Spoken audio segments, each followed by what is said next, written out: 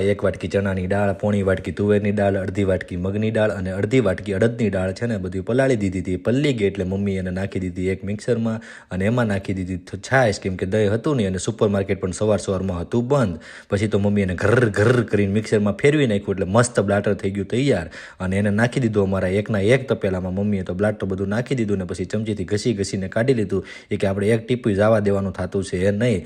પછી મમ્મીએ એમાં નાખી દીધા થોડાક એવા મેથીના દાણા હાથો લાવવા માટે. મમ્મી કે એનાથી હાથો મસ્ત આવી જાય.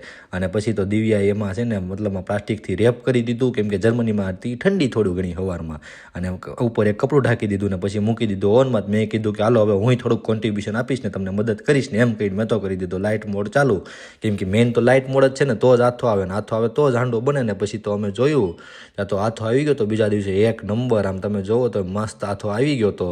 હાથો આવી ગયો એટલે અમે તો થઈ ગયા બધા ખુશ. અને પછી તો ધાણા કાપી નાખેલા હતા, મરચાંની એની પેસ્ટ થઈ ગઈ હતી તૈયાર ને ગાજર ખમણાઈ ગયેલું હતું. અને પછી દૂધી બાકી હતી પણ દૂધી તો નહોતી લેવા ગયો હું, એટલે એની જગ્યાએ પછી અમે તો ઝુકીનીને ખમણવા મળી દિવ્યા. બધું થઈ ગયું તૈયાર એટલે મમ્મીએ તો પહેલાં તો નાખી દીધી ઝુકીની, પછી નાખી દીધા ગાજર, પછી નાખી દીધી મરચાંની ને એની પેસ્ટ ને પછી મમ્મીએ નાખી દીધા એમાં ધાણા. તો મમ્મીએ એમાં પાછા મકાઈના દાણા નાખી દીધા.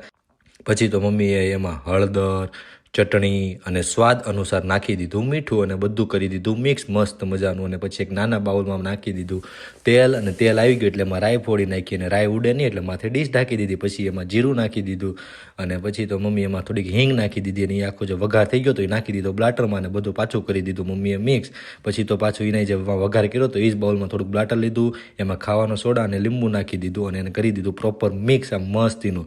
પછી પાછું આપણે એક બીજું બાઉલ લીધું ને એમાં તેલ નાખ્યું ને એમાં પાછી રાઈ ફોડવા નાખી દીધી. રાઈ તો પાછી કે હું તો પાછી મોરની મોર જ બચજે, એમાં જીરું નાખી દીધું કે હું મોરનું મોર.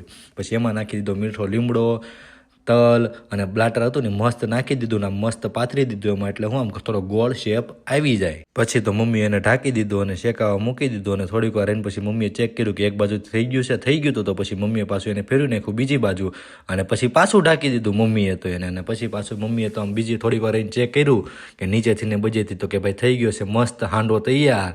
આમ જોઈને જ મોઢામાં પાણી આવી ગયું કે હાલો હવે ફટાફટ આમ એમ જ થતું તો ખાવા બેસી જઈએ. તો આ જ રીતે તમે પણ બનાવો જર્મનીમાં સ્વાદિષ્ટ હાંડવો. અને મમ્મી તો વળી પીઝા કટર લઈને આમ પીઝો ન કાપતે ને જેમ હાંડો કાપવા મંડાણા. મેં તો વળી મમ્મીને કીધું કે મમ્મી આ કાંઈ પીઝો નથી, આ હાંડવો છે અને આમ ન કાપવાનો. મમ્મી કહે કે યાર આપણો દેશી પીઝો જ છે કે આવું જ ખાવાનું, કે આની સામે તો એ કે તારો વિદેશી પીઝો હોય તેને અને તારો જર્મન પીઝો એ કે પાછો પડે, આની જેવો તને સ્વાદ એમાં આવશે નહીં. મેં કીધું એ વાત તો સાચી તમારી.